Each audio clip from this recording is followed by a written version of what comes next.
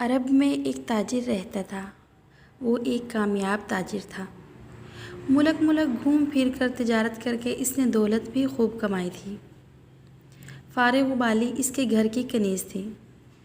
سبب وہ تجارتی اسباب لے کر کسی دوسرے ملک کے سفر پر نکلتا تو اپنے اہل خانہ، عزیز، دوست، احباب سے ان کی پسند ضرورت ضرور معلوم کرتا اور سفر سے واپسی پر وہ بطور تحفہ انہیں پیش کرتا، جس سے سب خوش ہو جاتے۔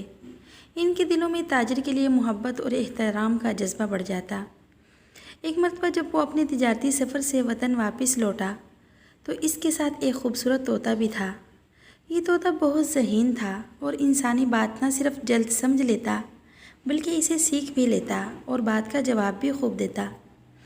تاجر کو وہ طوطا پسند ہی نہیں، بہت عزیز بھی تھا۔ تاجر بالکل اپنی اولاد کی طرح اس سے محبت کرتا اور اس کا خیال رکھتا۔ اس کی اپنی 2 پیاری پیاری بیٹیاں بھی تھیں، بیوی اور ماں بھی، مگر طوطے سے اسے خاص انسیت تھی۔ اپنی محبت اور چاہت کے اظہار کے لیے اس نے سونے کا پنجرا طوطے کے لیے بنوا دیا۔ کھانے اور پانی پینے کی کٹوریاں بھی سونے اور چاندی کی تھیں۔ ان میں قیمتی جواہرات بھی جڑے تھے۔ ان کے کھانے پینے کے انتظام بھی بہت اعلیٰ اور خصوصی تھا۔ اتنا سب ہونے کے باوجود وہ طوطا ہمیشہ اداس رہتا۔ تاجر کو محسوس ہوتا جیسا طوطے کو خوش رکھنے میں کوئی کمی رہ گئی ہے، مگر وہ کیا کمی رہ گئی ہے کوشش کے باوجود نہ جان سکا۔ کچھ وقت اپنے وطن میں رہنے اور آرام کرنے کے بعد اس نے تجارت کے لیے ہندوستان آنے کا پروگرام بنایا۔ ان دنوں پاکستان ابھی قائم نہیں ہوا تھا، سارا بر صغیر ایک ہی ملک ہندوستان کہلاتا تھا۔ اس زمانے میں ہندوستان کاروباری لحاظ سے دوسرے ممالک میں سونے کی چڑیا بھی کہلاتا تھا۔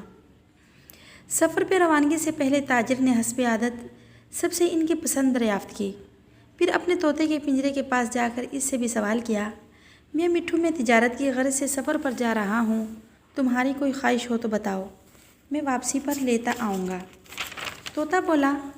طوطے نے تاجر کی طرف دیکھا اور پھر کہا، میرے آقا، آپ میرے غم کا علاج نہیں کر سکتے کیونکہ آپ آزاد ہیں، مگر اب آپ نے پوچھ ہی لیا ہے تو آپ ہندوستان میں اڑنے چگنے والے طوطوں سے کہیے گا کہ تم سب یہاں کھلی فضا میں اڑتے پھرتے ہو، اپنی پسند کے پھل کھاتے ہو، مگر میں یہاں قید میں ہوں۔ تاجر طوطے کی بات کا مطلب سمجھ گیا، مگر وہ اسے چھوڑنا اور آزاد کر دینے کو تیار نہ تھا، کیونکہ وہ اس کی جدائی برداشت نہیں کر سکتا تھا۔ وہ سوچتا، اگر میں نے طوطے کو آزاد کر دیا تو یہ نہ جانے کہاں کہاں بھٹکتا پھرے گا، پتہ نہیں کوئی شکاری پرندہ ہی اسے اپنا شکار بنا کر اس کی زندگی ختم کر دے یا کوئی اور اسے اپنا قیدی بنائے۔ کچھ سوچ کر اس نے طوطے سے کہا، ٹھیک ہے میاں مٹھو، میں تمہارا یہ پیغام ضرور آزاد طوطوں تک پہنچا دوں گا۔ ہندوستان پہنچ کر اس نے ساتھ لایا ہوا اسباب فروخت کیا اور وہاں سے نیا اسباب تجارت خرید کر جمع کیا۔ اس بار اسے کافی اچھا فائدہ ہوا تھا۔ اتنا اچھا نفع اسے پہلے کبھی نہیں ہوا تھا۔ تجارت سے فارغ ہو کر اس نے اپنی بیوی، بیٹی، عزیزوں، دوستوں کی پسند کی اشیاء خرید لی۔ پھر طوطے کے پیغام کا خیال آیا، وہ شہر سے نکل کر جنگل کی طرف چل دیا۔ جنگل بہت گھنا اور سرسبز تھا۔ طرح طرح کے جانور اور پرندے اس جنگل کا حسن تھے۔ ابھی وہ جنگل کے حسن کا جائزہ لے ہی رہا تھا کہ ایک طرف سے کچھ سپاہی آئے اور اسے گرفتار کر لیا۔ اس نے بہت کچھ صفائی میں کہا، مگر کسی نے اس کی ایک نہ سنی اور قید میں ڈال دیا۔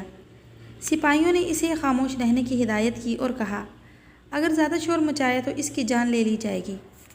تاجر سمجھ گیا کہ بحث فضول ہے۔ اسے بچپن میں پڑھا ہوا ایک شعر یاد آ گیا جو کچھ یوں تھا، بگڑتی ہے جس وقت ظالم کی نیت، بگڑتی ہے جس وقت ظالم کی نیت، نہیں کام آتی کوئی دلیل و حجت۔ اب اسے بھوک محسوس ہونے لگی تھی۔ اس نے قید خانے کے باہر جھانک کر دیکھا، وہاں کوئی نہ تھا۔ وہ زور زور سے آوازیں دینے لگا، مگر اس کی چیخ کا بھی کسی نے کوئی اثر نہ لیا۔ پھر اسے نیند نے اپنی آغوش میں سمیٹ لیا۔ اس نے خواب میں دیکھا جیسے کہ اس کا پالتو طوطا اس سے کہہ رہا ہے، میرے آقا، آپ اتنی جلدی قید سے گھبرا گئے، میں تو ایک طویل مدت سے آپ کی قید میں ہوں، میں بھی آپ کی ہی طرح روتا ہوں اور آزادی کے لیے تڑپتا ہوں، مگر آپ میری چیخوں سے اپنا دل بہلاتے ہیں۔ اب جس طرح آپ آزادی کے لیے بے چین ہیں، اپنے بیوی بچوں اور عزیزوں کی جدائی میں بے تاب و بے قرار ہیں، اسی طرح میں بھی اپنے ساتھیوں سے ملنے کے لیے تڑپتا ہوں۔ ابھی تاجر نے اتنا ہی خواب دیکھا تھا کہ کسی نے اسے جھنجھوڑ کر بیدار کر دیا۔ آنکھیں کھول کر دیکھا، وہی سپاہی تھے جو اسے جنگل سے پکڑ کر لائے تھے۔ ایک سپاہی نے آگے بڑھ کر کہا، جناب والا، ہمیں معاف کر دیں، غلطی سے ہم نے آپ کو تاجر کے بجائے چور لٹیرا سمجھ لیا۔ آپ کی بات پر یقین نہیں کیا، اب حقیقت معلوم ہو گئی ہے، جائیے آپ آزاد ہیں۔ تاجر اپنے جہاز پر پہنچا، اس کے دوسرے ساتھی اس کا انتظار کر رہے تھے۔ اس کے سوار ہوتے ہی جہاز واپسی کے سفر کے لیے چل پڑا۔ سب ہی خوشی خوشی اپنے وطن پہنچ گئے۔ تاجر کو اپنے عمل پر بہت دکھ اور افسوس ہوا۔ وہ دل ہی دل میں سوچ رہا تھا، دنیا میں سب سے بڑی دولت اور سب سے بڑی خوشی، سب سے انمول چیز صرف اور صرف آزادی ہے۔